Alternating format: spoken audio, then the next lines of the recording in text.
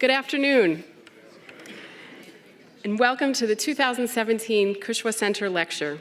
My name is Kathleen Sprouse Cummings. I direct the Cushwa Center for the Study of American Catholicism, and I'm a faculty member in the Departments of American Studies and History here at Notre Dame. As I think by now everyone in this room is aware, the university is celebrating its 175th anniversary this year. And the Cushwa Center has been doing its part to mark this important anniversary, as well as others in American Catholic history more broadly. In September, we co-hosted with the Office of the President a lecture and panel on the Land of Lakes Statement at the 50th anniversary of that landmark document. We were joined by a panel of Catholic university presidents reflecting on the statement's significance and on Catholic higher education in the United States up until the present. Next semester, in April, the Cushwa Center will co-host with the Hesburgh Libraries a lecture on the occasion of another 50th anniversary, that of the founding of the National Black Catholic Clergy Caucus in 1968. During Black Catholic History Month last November, the NBCCC deposited its records at the Notre Dame archives. In tandem with campus celebrations this year, we're also excited to be launching a new campus initiative, the Mother Theodore Guerin Research Travel Grant Program.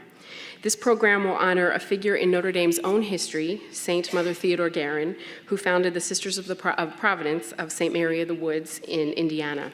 Grants will support scholars at Notre Dame and beyond who seek to move Catholic women from the margins to the forefront of historical narratives. We'll make a more formal announcement of the program later this month, but you can learn a bit more about its inspiration in the fall issue of the Cushwa Center's American Catholic Studies newsletter, and copies of that are available in the atrium. But in the midst of all this, the centerpiece of our celebrations this year is today's Cushwa Center lecture by Father Thomas Blantz on another Holy Cross priest, Father John Zahm, and his significance in Notre Dame's history. When we talked about how we wanted to mark the 175th anniversary of the university, it was very clear that we wanted to ask Father Blantz to share part of his work in writing the history of Notre Dame for this event. I'm proud to say that Father Blantz was a teacher of mine when I was here in graduate school, and I know he's taught many of us in this room. And I've never stopped learning from Father Blantz, and I'm looking forward to learning more this afternoon. I do want to mention that following this lecture and some questions and answers, we will have a light reception here in this building, but across the hall from our back doors, so straight across, not in the atrium as so many of the receptions in McKenna are, but in the room directly across from us. Please do stick around if you're able. With that, I'm honored to welcome Father Monk Malloy to introduce Father Blantz. Reverend Edward A. Malloy, C.S.C, is President Emeritus of the University of Notre Dame. He served as the university's 16th president from 1987 until 2005. Before that, he served as vice president and associate provost for 5 years. He is a full professor in the Department of Theology and has been a member of Notre Dame's faculty since 1974. He continues to teach, conducting a seminar for first-year undergraduates, and makes his home in Soren Hall, a student residence on campus. He's a prolific author who earned his doctorate in Christian ethics from Vanderbilt University, and in 1998, Vanderbilt honored him with the establishment of a chair in Catholic Studies in his name. Father Malloy has been awarded 25 honorary degrees and continues to serve on a number of higher education and not-for-profit boards. Please join me in welcoming Father Malloy.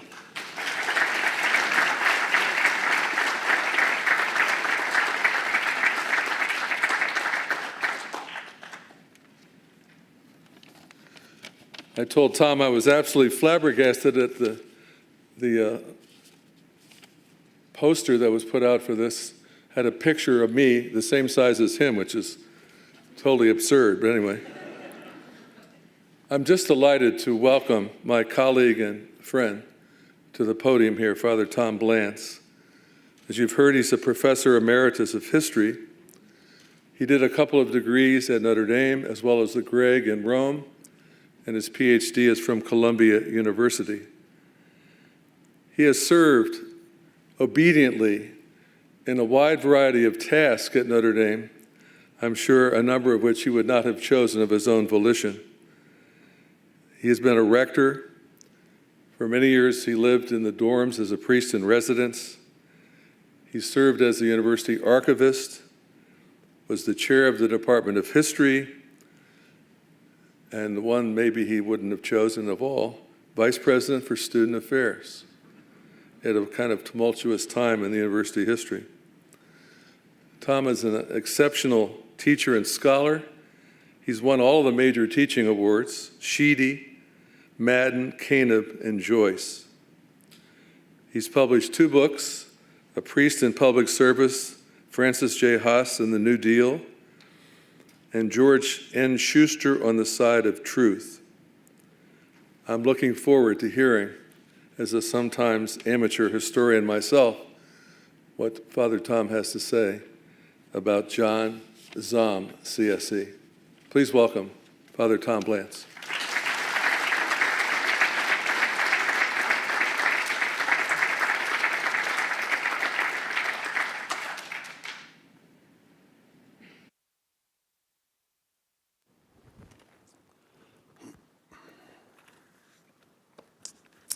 Thank you very much, Monk. A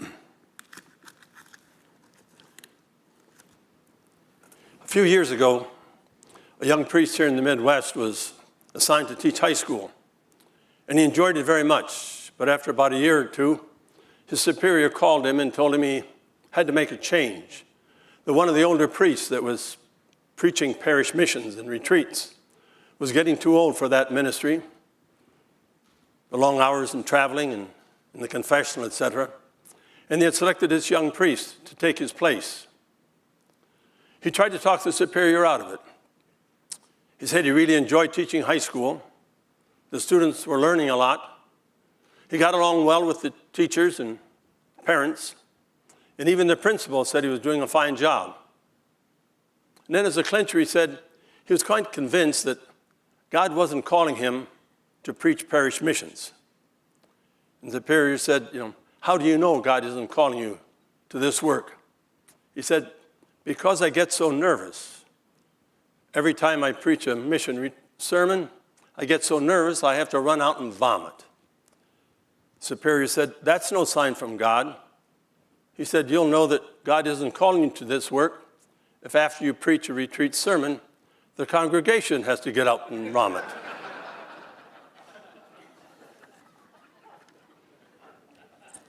I'm not that nervous this afternoon, but a little bit because I'm trying to get over a cold, and I hope I can get through it. The title of this talk this afternoon, Father John Zahm in the Founding of the University of Notre Dame, will seem strange to many. Notre Dame was founded in 1842, and Father Zahm was not born until 1851, 9 years later. But Notre Dame was not truly a university with full college courses and graduate program and scholarly research and money for all of these, until long after World War II probably. And in this paper, I wanted to examine what Father Zahm's contribution in this progression might have been.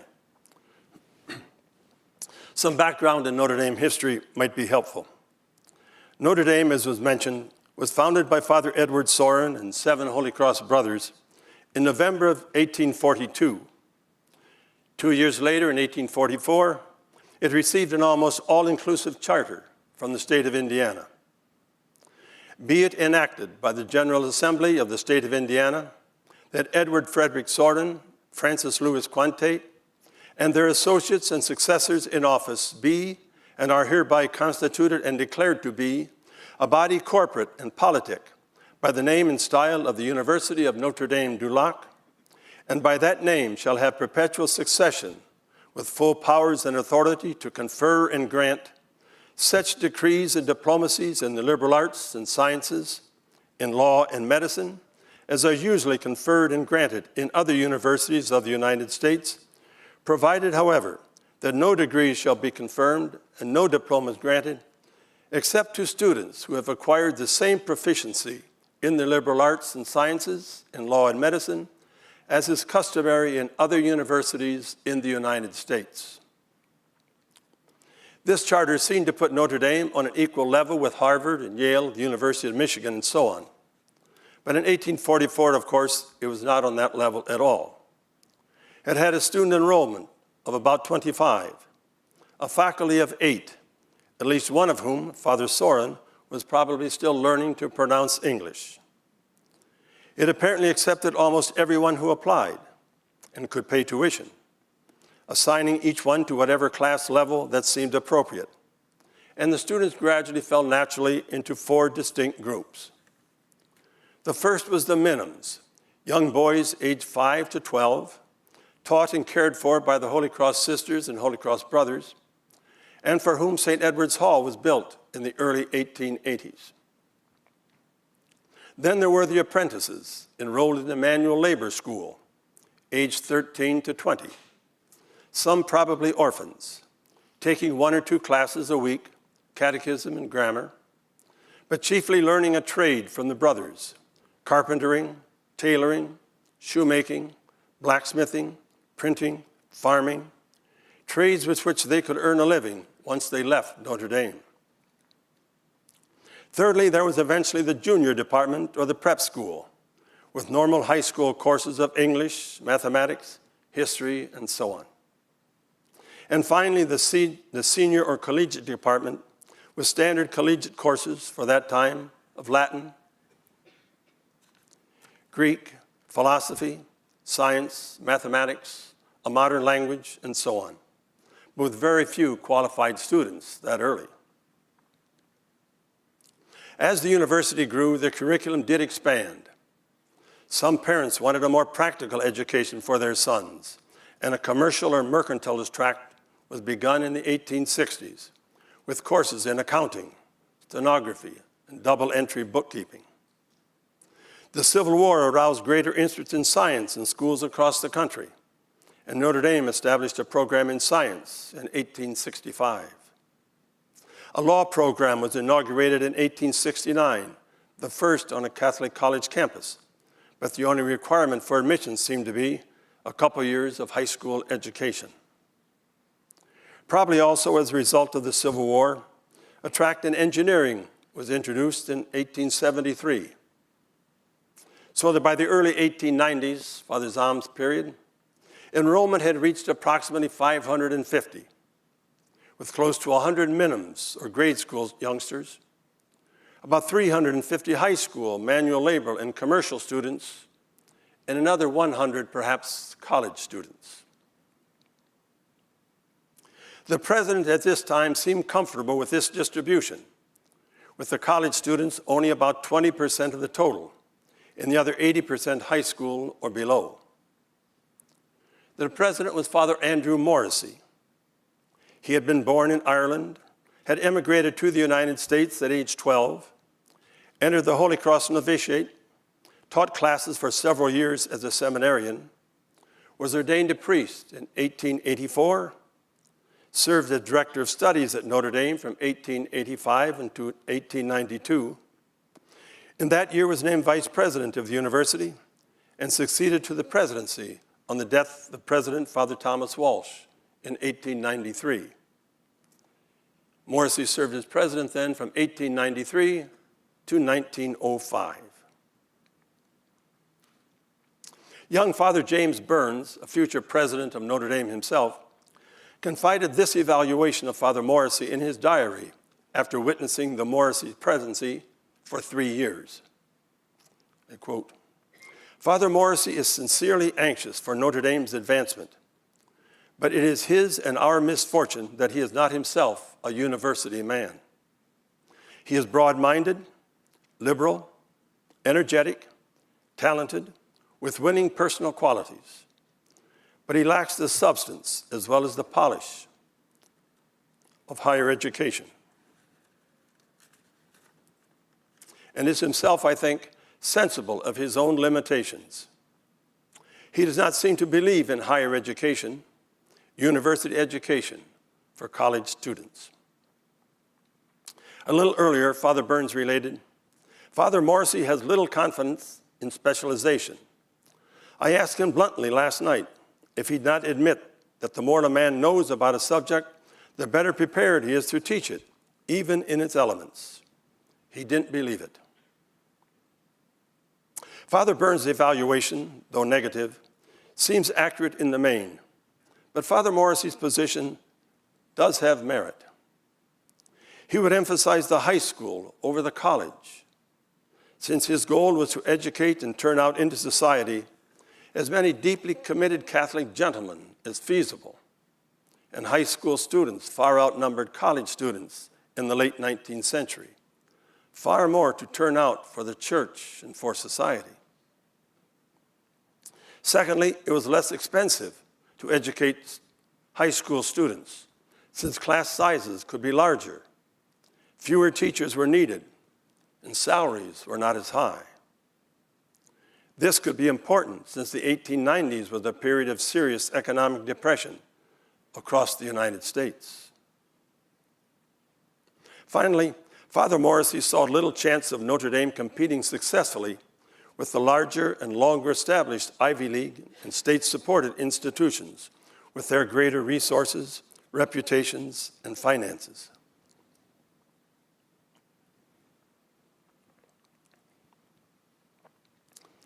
Father Morrissey's chief antagonist on campus was Father John Zahm. Father Zahm had been born in New Lexington, Ohio in 1851, attended parochial grade school, and entered Notre Dame in 1867, undoubtedly influenced by his aunt, Sister Mary Praxedes, a Holy Cross sister at nearby St. Mary's College. Weighing a possible vocation to the priesthood, he enrolled in the classical program of Latin, Greek, philosophy, history, German, English, and science. He played on an inter-hall baseball team and joined the Scientific Association, which studied fauna and flora on field trips. On graduation, he entered Holy Cross Novitiate at Notre Dame in 1871, 1 year ahead of Father Morrissey. Studied theology and some science over the next 4 years, also taught a class or two, and was ordained a priest in 1875. He became chairman of the science department and assistant director of the museum that same year, was appointed university vice president in 1885, was succeeded in that position by Father Morrissey in 1892. He served as provincial superior over all Holy Cross priests and brothers in the United States from 1898 to 1906, and then left Notre Dame for residence in Washington and traveling until his death in Germany in 1921. Never Notre Dame's president, he was a professor, a vice president, and a provincial superior from 1875 to 1906, 31 years living on campus for all but 2 of them. Father Zahm's view and vision for Notre Dame differed fundamentally from that of Father Morrissey, as he indicated in 1888 while still vice president. I love to see in our Notre Dame of today the promise of the potency of a Padua or a Bologna, a Bonn or a Heidelberg, an Oxford or a Cambridge, a Salamanca or a Valladolid. It may be that this view will be regarded as one proceeding from my own enthusiasm, but it matters not. I consider it a compliment to be called an enthusiast. With 4/5 of the students only in grade or high school, Father Zahm somehow still hoped to see an Oxford or a Cambridge here, a Bonn or a Heidelberg. The Department of Mechanical Engineering had been established in 1873, and in 1889, Father Zahm, still vice president, wrote to a member of its faculty, "I want the mechanical department of Notre Dame to be equal to any in the United States, without exception. And I want you to do here what Thurston has done at Stevens and at Cornell. Develop the department and give it a national reputation. You can write books and thus indulge your library tastes, and can show that Catholic colleges need not be behind sectarian or government institutions in any way. My ideas may seem utopian, but I am thoroughly in earnest and have never been more sanguine of success in anything I have endeavored." Later he wrote, "Our intention is not simply to equal Cornell, but to eclipse it both in buildings and in equipment, the best engineering school in the country." He explained and defended his high goals to the students and the faculty in an article in the Scholastic, the Notre Dame student publication in 1894. The one who hopes to achieve anything in the intellectual arena must realize once and for all that the days of sciolism and sham are past and gone, we hope, never to return. Knowledge is the sole power recognized today in the world of intellect. Not indeed knowledge which is superficial or scattered, but knowledge which is profound and systematized. The trend of contemporary thought is in the direction of higher education, and it is folly to imagine for a moment that we can have any standing in the world of science and letters unless we are in the van of the intellectual movement, which is sweeping onward with such impetuosity. Drones and laggards in the domain of thought have always been a byword and a reproach, but they are more so today than ever before. In the world of intellect, as well as in the world of animal and vegetable life, it is only the fittest that survive. He realized that becoming a true university was expensive, but it was worth it, as he declared as provincial superior in 1906. To keep our place in the forefront of Catholic institutions of America, we must give continual and striking indication of progress, energy, and initiative. We cannot permit a standstill for even a single year. To do so would mean loss. It might mean a very great loss. Our friends look to us for constant growth, never ceasing evidences of vitality and development in a material as well as an intellectual way. Such growth necessarily means expenditure of money as well as expenditure of energy. It means the erection of new buildings whenever called for. It means the equipment of new and larger laboratories. It means a large and better and more expensive staff of professors. To be overcautious is to become stagnant. To endeavor to conduct such an institution as Notre Dame so as to incur no risk is to do what no sane businessman would dream of doing.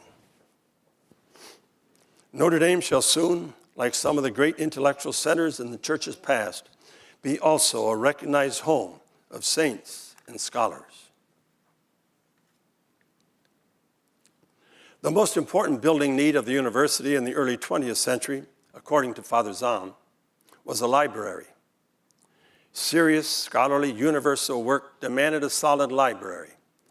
And the university's library at that time was almost secluded on the 5th floor of the main building. From Washington, D.C. in 1914, Father Zahm wrote University President Father John W. Kavanaugh, the crying need of Notre Dame is a library, and it should now take precedence over every other building. I should have put it up years ago, had not the more important work of putting Holy Cross Seminary and Holy Cross College here on a proper footing prevented it.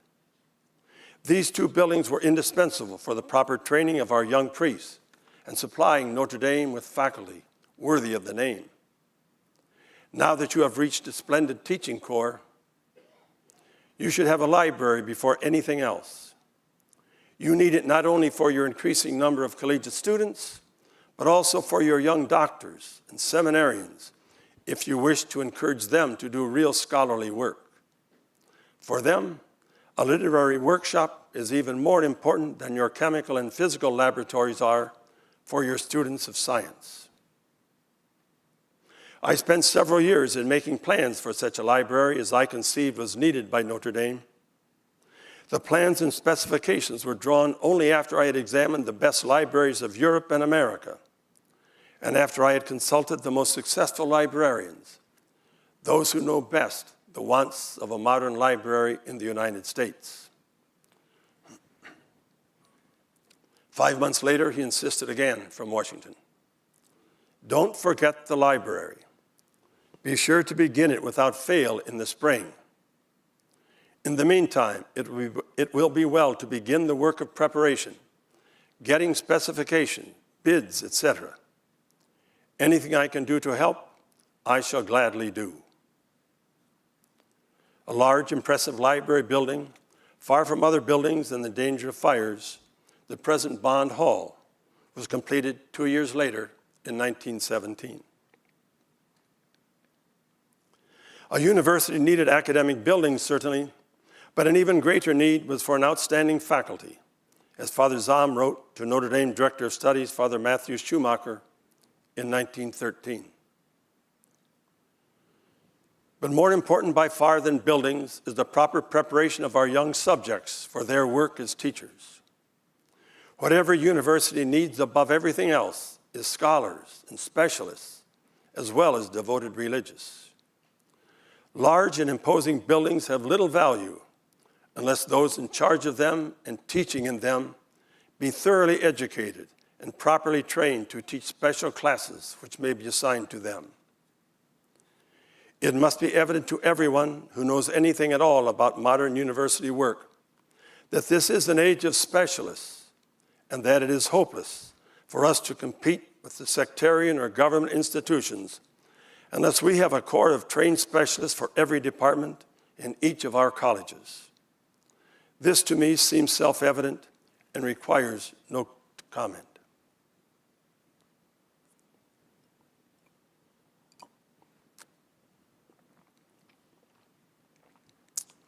Father Zahm thus frequently expressed his opinion and shared his vision of the true university he hoped Notre Dame would be. But he also did more than talk.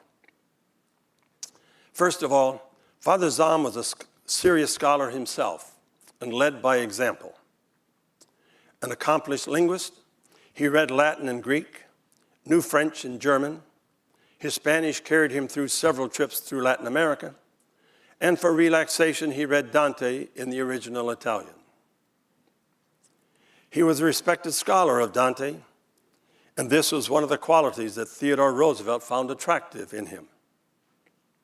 Father Zahm had become seriously interested in Dante, at least during 2 years he spent in Rome as the congregation's Procurator General in the mid-1890s.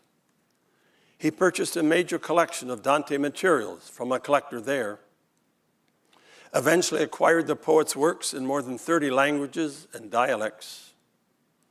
And at the time of his death in 1921, his collection at Notre Dame numbered more than 5,000 books and was recognized as the third best in the United States.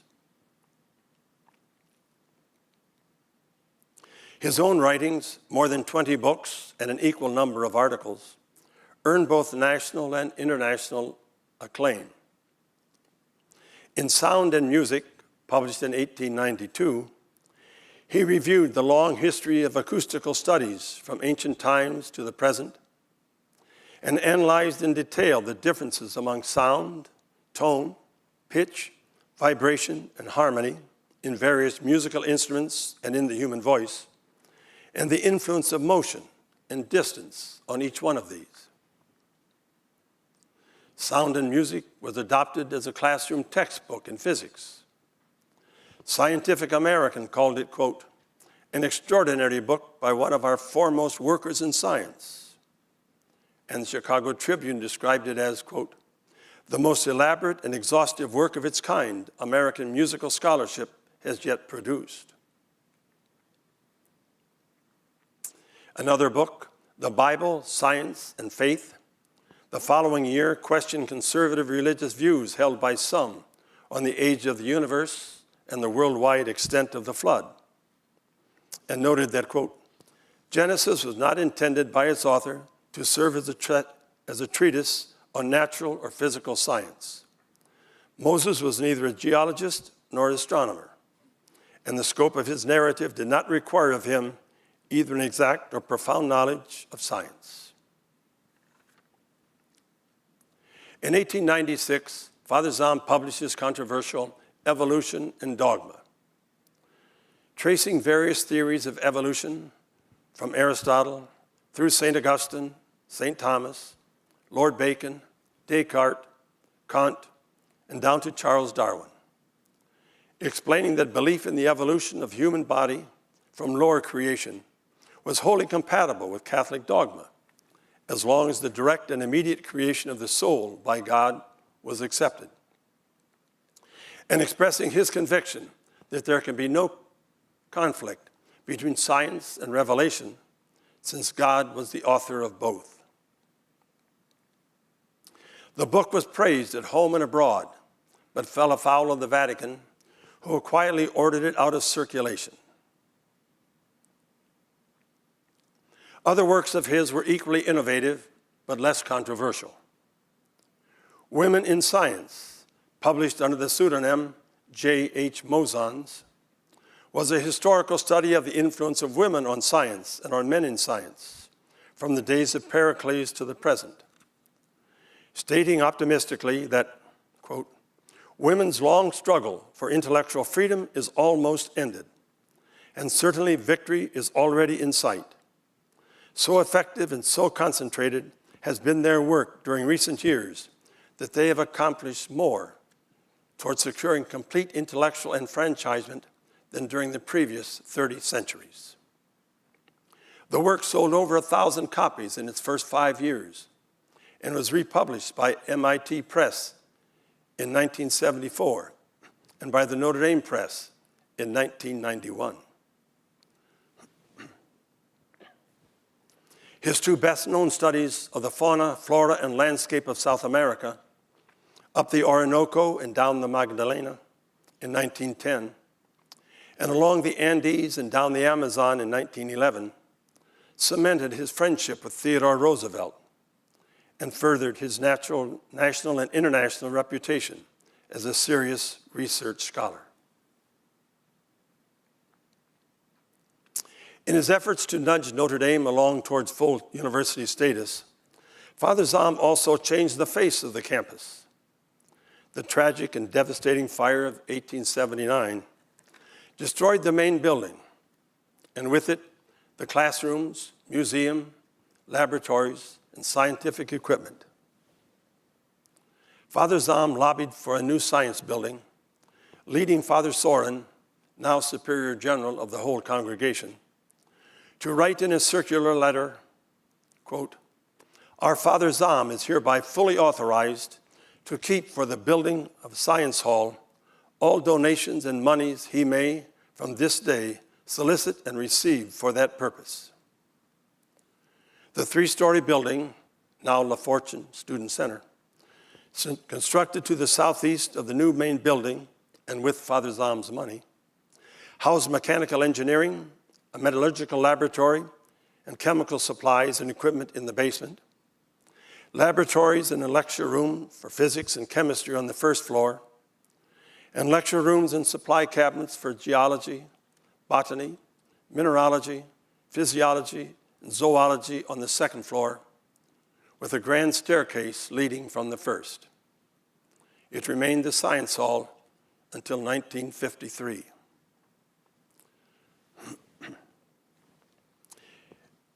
As interest in science and engineering continued to grow, so did the need for even additional space.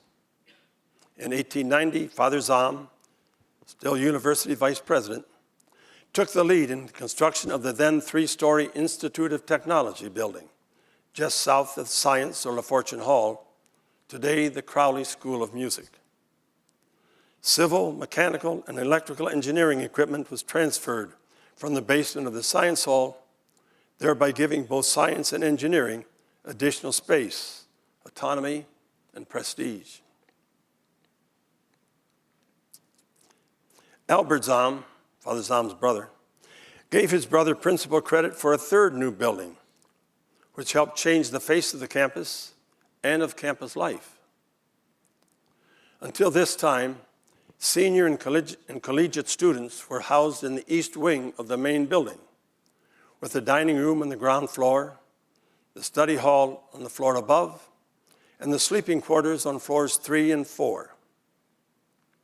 Father Zahm was apparently convinced that the more advanced students needed quiet and privacy to advance in their studies, not a study hall with 40 or 50 or 60 others. By this time, he and Father Sorin had become close friends. They left for a trip together in Europe that same year. And Albert said his brother convinced Father Sorin, still Superior General, of the need for a separate residence hall with private rooms for advanced students.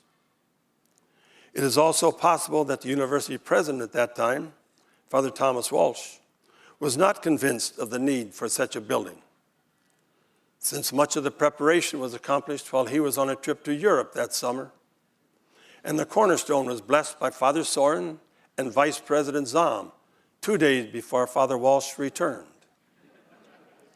Why not wait 2 days for the president to return and preside? We don't know.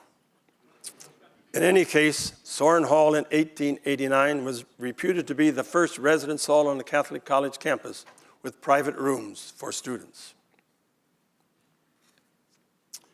Academic buildings had to be equipped, of course, and Father Zahm was an avid collector of specimens for his museum and equipment for his science laboratories. Shortly after his ordination, he undertook buying trips and returned with various scientific instruments. On another occasion, he was able to convince the university council to expend $5,000 for a collection of skeletons, humans, monkeys, horses, wolves, and birds, and on another, $6,000 for a collection of Rocky Mountain animals, buffaloes, mountain sheep, and antelope. When much of this went up in flames in the fire of 1879, he simply began collecting again. In 1891, he could write to a bishop friend, quote, "I think I can now safely say that I have the most complete collection of acoustical apparatus in all the United States." It was the laboratory for his very successful book, Sound and Music. Buildings and equipment were important in the creation of a university, but good students were even more so. State schools and those of the Ivy League had resources to attract better students to their campuses, and Father Zahm wanted to move Notre Dame in that direction also. Father Burns described an incident in his diary in 1900, quote, "Last Wednesday, Dr. Zahm showed me a letter he had just received from Father Cashman, Chicago, informing him of a lady in his parish who had an idea of leaving her possessions to some educational institution. Dr. Zahm took the first train for Chicago. He succeeded in persuading her, but her relatives were furious. With his characteristic energy, however, he had a lawyer draw up the deed of transfer at once and arrived here Friday night with the deed, not having had time to go to his hotel in Chicago to get his grip without danger of missing the first train and leaving the grip with his office book even behind. He signed and sealed the deed here Friday, had the steward return the first thing in the morning with it to Chicago to have it recorded. I mention these details as an illustration of how Dr. Zahm does things. He tells me that the property is easily worth $50,000, the income being about $2,500 a year. The scholarships will be known by the name of the donor, the Mrs. Catherine Ford Scholarships.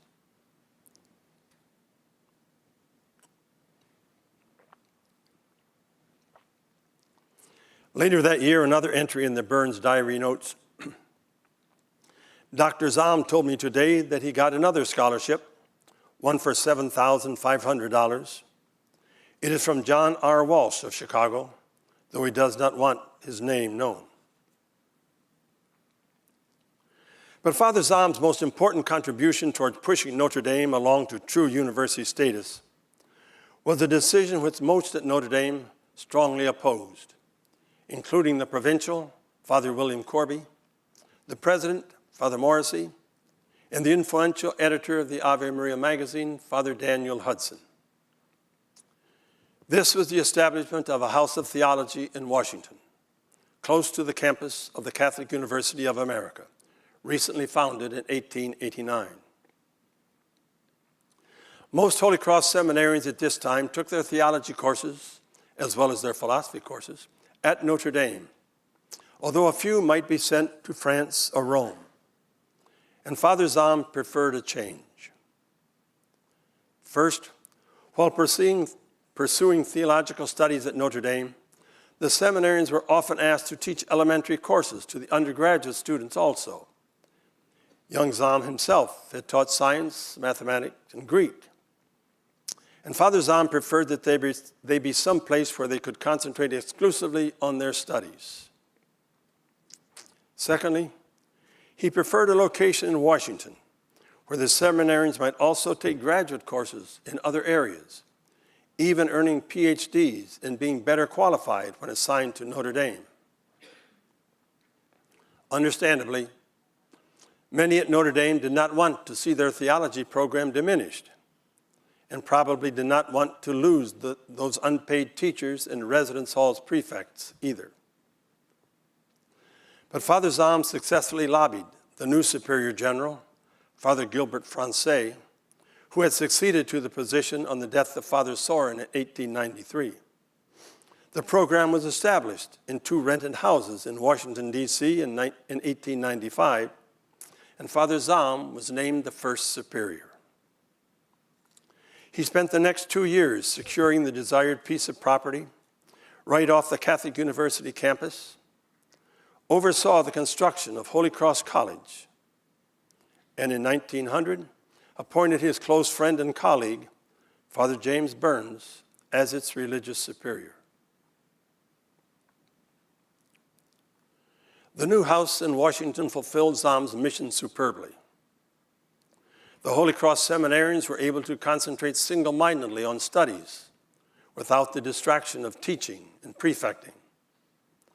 And under the guidance of Father Burns, many also pursued graduate studies at Catholic University, and utilizing summers also, received doctorates, probably the first Holy Cross priests to do so.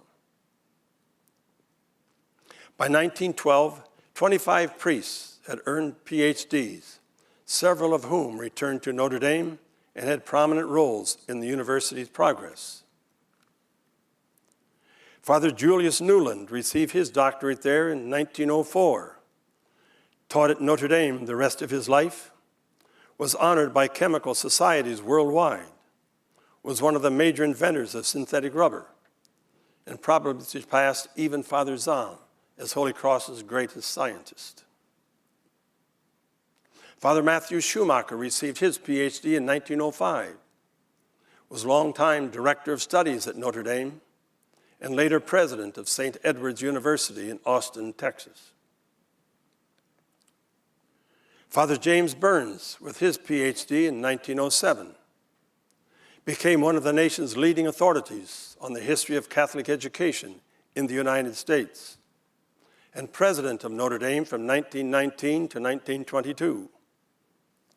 In that position, he finally terminated the high school program completely, divided the upper division into the colleges of arts and letters, science, commerce, engineering, and law, and with the assistance of the General Education Board of the Rockefeller Foundation, successfully undertook a $1 million fundraising campaign, the first in Notre Dame's history.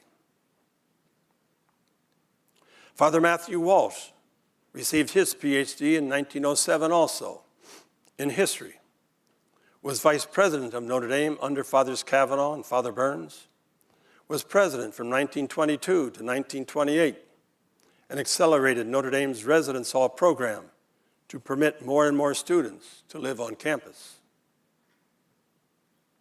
Father Leonard Carrico, longtime professor and administrator at Notre Dame, received his PhD in English in Washington in 1908. In 1909, Father Thomas Irving received his doctorate in physics, later served as residence hall rector and Notre Dame vice president.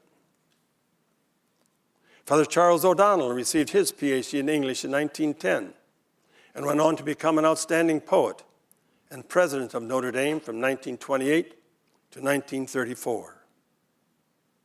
All of these began their doctoral studies under Father Zahm as provincial superior.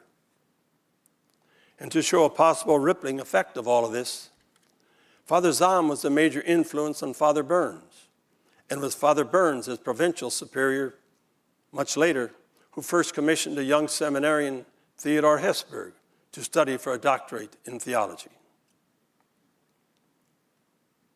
Father Zahm certainly had his faults. He was strong-willed, not easy to get along with, and at times mysterious. When traveling abroad, he would have persons returning to the United States mail his letters from different American cities, so no one would know exactly where he was. He wrote several books under the pseudonym J.H. Mozans. His last book, From Berlin to Baghdad to Babylon, was a travelogue through Eastern Europe into Asia, a trip he never took, but wrote from a desk in Washington, raising doubts in the mind of some whether he had actually taken those earlier trips through South America, which he described in up the Orinoco and down the Magdalena, and along the Andes and down the Amazon. In 1920, when he and former Notre Dame president, Father John W. Kavanaugh, were living together in Holy Cross College in Washington, on the official 1920 census that year, Father Kavanaugh identifies himself as reverend, and his occupation is professor. Father Zahm leaves off the reverend completely and identifies himself only as a laborer. Unpredictable as he was, it was probably wise that he was never named Notre Dame president. But despite his idiosyncrasies, he contributed much to the university. He was convinced that Notre Dame could be a true university, on a plane with any other in the country, even the best, and he urged progress towards that in his speeches and writings. He was a scholar himself and showed the way through his research and publications. His Dante collection put Notre Dame on the map to scholarship. He was instrumental in building and equipping Science Hall and the Institute of Technology, assisting both science and engineering to progress. And Soren Hall may be a testimony to his realization that advanced students, college students, deserve space and privacy. He realized that scholarship money was necessary, and so was an adequate library for serious research. Holy Cross College in Washington enabled seminarians to concentrate on their studies without the distraction of part-time teaching, and enabled young priests, future presidents, Fathers Burns and Walsh and O'Donnell, and Fathers Carrico, Schumacher, and Newland, and others, to earn doctorates for future work at Notre Dame. Father Soren and the early brothers were the first founders of Notre Dame, and some have called Father Hesburgh the second founder. If so, might Father Zahm deserve some credit also? Maybe something in between. Maybe a 1.5 founder of the university. For seeing Notre Dame's potential that early, for laying some important groundwork for it, and for nudging it along toward full university status that it enjoys today. Thank you very much, and please feel free to run out and vomit if you wish.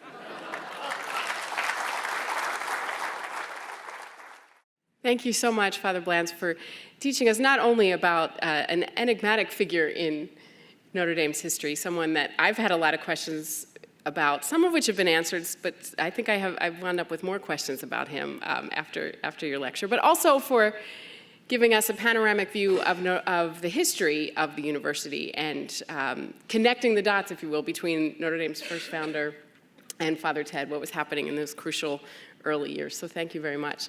We do have some time for questions, and there are microphones positioned in the front there, so if you wouldn't mind coming to them. So please, the floor is open for questions.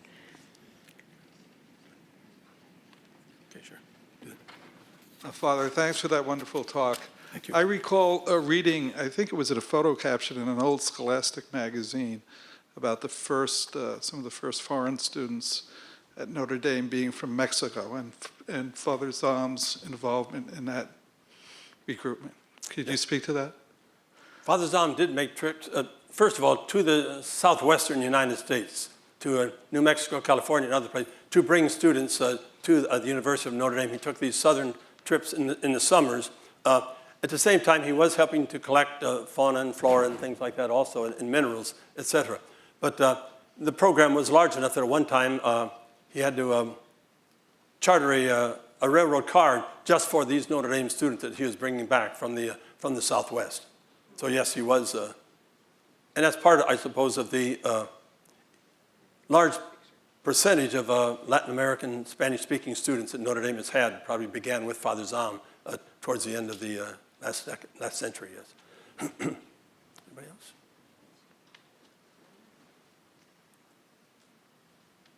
Joe?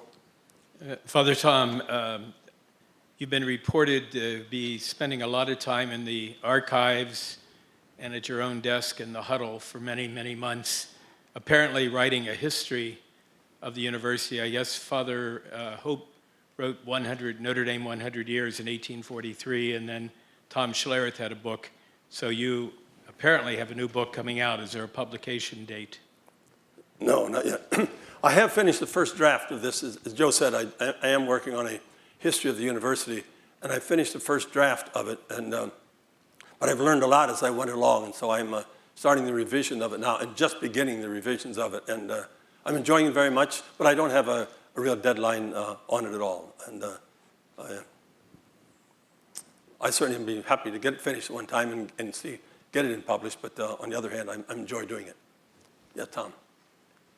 Thanks, Tom, for a wonderful lecture.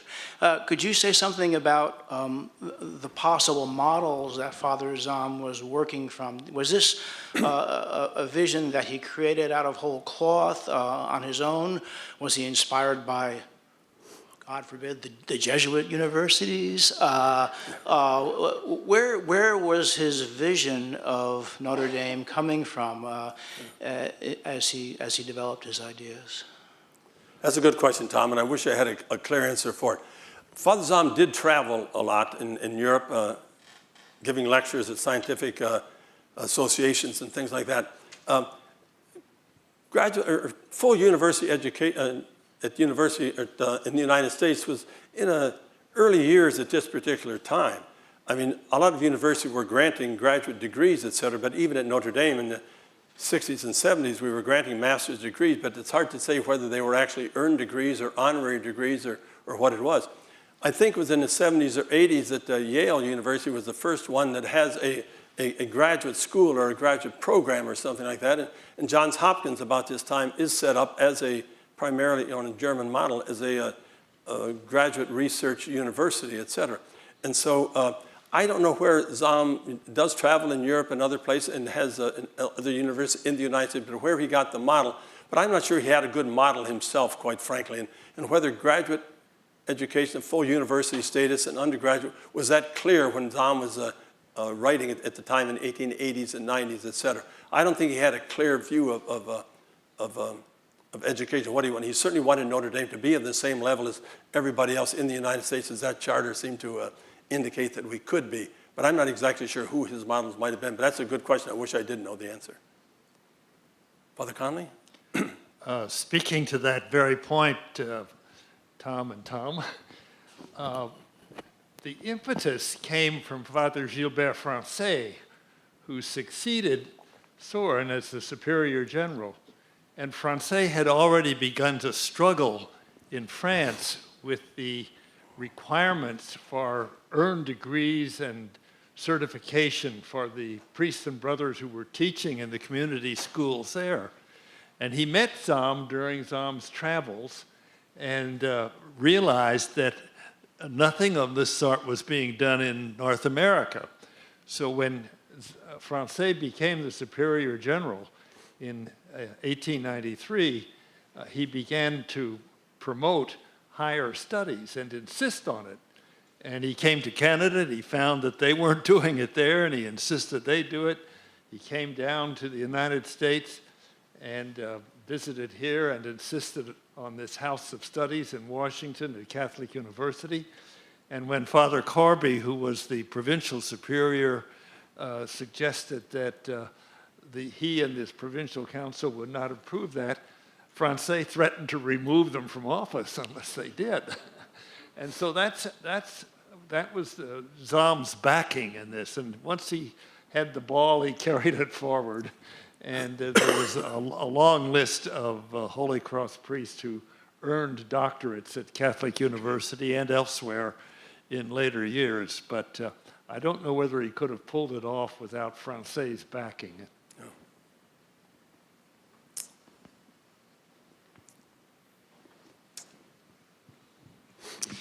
Tom, I was wondering if you could talk a little bit about Evolution and Dogma's history after it was, as you said, quietly taken out of publication. At a certain point, it obviously came back. People started talking about it. I'm sure at some point when resistance to those types of ideas probably started to loosen a bit. But is there a story after that particular moment in history for that particular work? There probably is, Craig, but I honestly don't know it, so I won't say there was a. No, I don't know when it came back in vogue.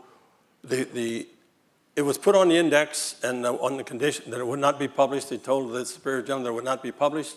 The prohibition would not be published if he took it out of circulation. He did. He was in the process of being translated into Italian. He wrote to the translator in Italy and told him to stop that, et cetera.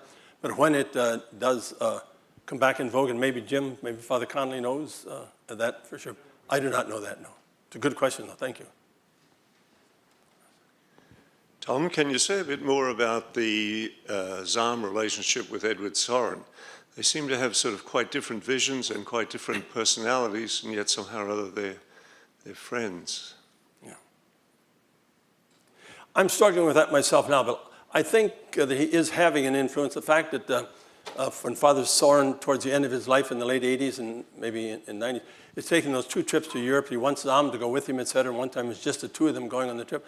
I think they are fairly close at that particular time. I think the story, Albert's story of Father Zahm having influence on the building of Soren Hall seems to make sense, that Father Soren and Zahm are the 2 that dedicate, bless the cornerstone, et cetera, without Walsh being there. That I think it probably was maybe that Zahm had convinced Soren by that time that the building of that was necessary and so on. Now, does that mean now that maybe towards the end of his life, Father Soren is getting an idea of also what a university really is like, et cetera? And most people say that Father Soren still had an idea of a grade school and high school.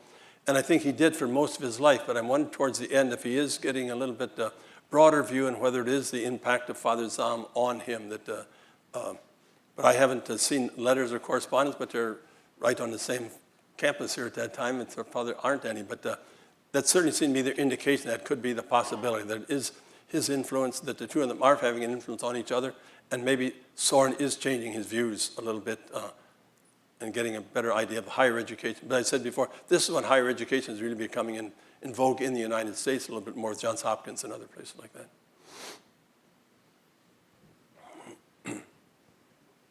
Chris? Father Tom, thank you for the very interesting talk. As you know, I've been digging in the archives and studying the history of Father Zahm, and it's fun to see you there working on your book.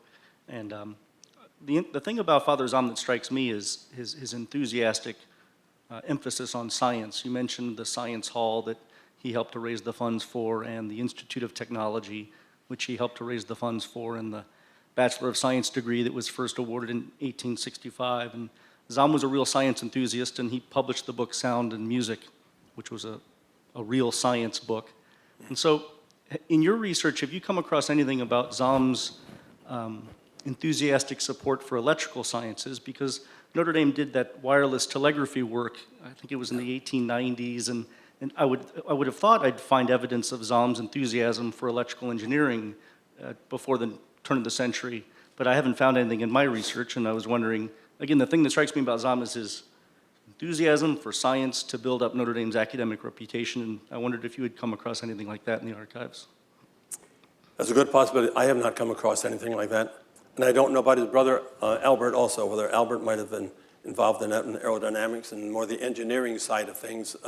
But I haven't done any research into that area. But no, I haven't come across anything in Father John Zahm on that, on the wireless going across campus.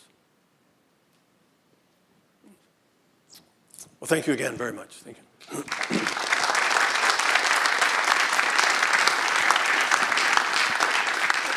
Thank you, Father Blantz. I just wanted to say a word about the question about when will the book be done. And Father Blantz has been getting pressure for that for many quarters over the years. And one of my favorite stories is one that he shared with me a couple years ago when Father Ted Hesburgh was very eager to be interviewed by Father Blantz for the book. And Father Blantz was only on the 1920s at the time and said, "Ted, I'm not there yet." And Father Ted said, "Tom, you're not getting any younger." Father Ted was 93 at the time. So we're not intending to pressure you at all, Father Blantz, but we are looking forward to this history and wish you all the best as you revise. Thank you again. Thank you all for coming, and please join us for the reception across the hall.